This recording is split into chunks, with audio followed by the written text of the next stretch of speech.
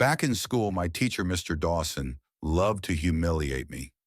Every time I stumbled through an answer, he'd smirk and say, "You'll never make it, kid. People like you end up working for people like me."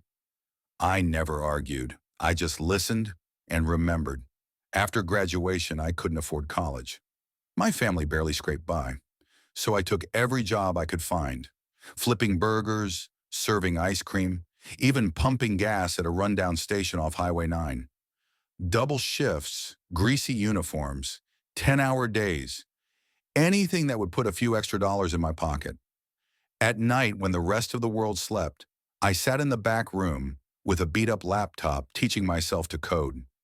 That's where I met Ryan and Marcus, two friends just as broken stubborn as I was. We talked about building something that could change our lives.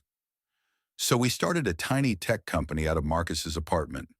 3 desks, one old server, and a Wi-Fi connection that cut out every 10 minutes.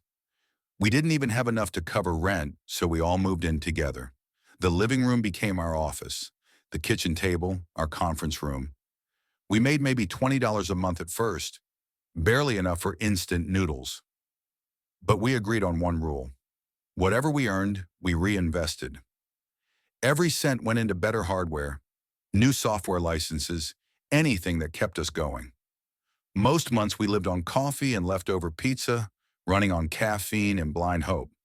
There were nights we wanted to quit, but every time I thought of Mr. Dawson's grin, I kept pushing. Failure became familiar, but so did progress. Slowly, clients started noticing us.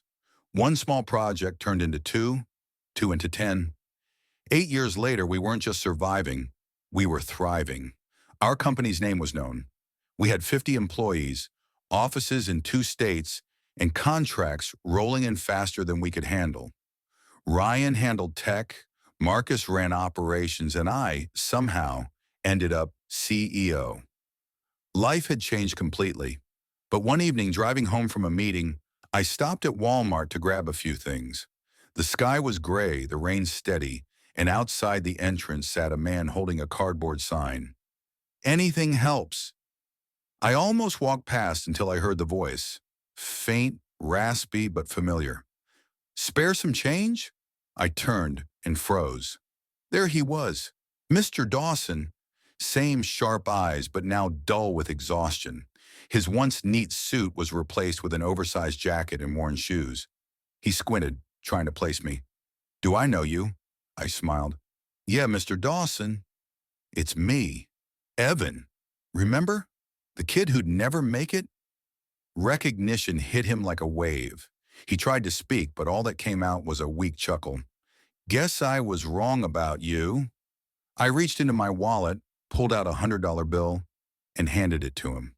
He stared at it, hands trembling. As I turned to leave, I said quietly, "You were right about one thing, sir. People like me do end up working for people like you, for a while."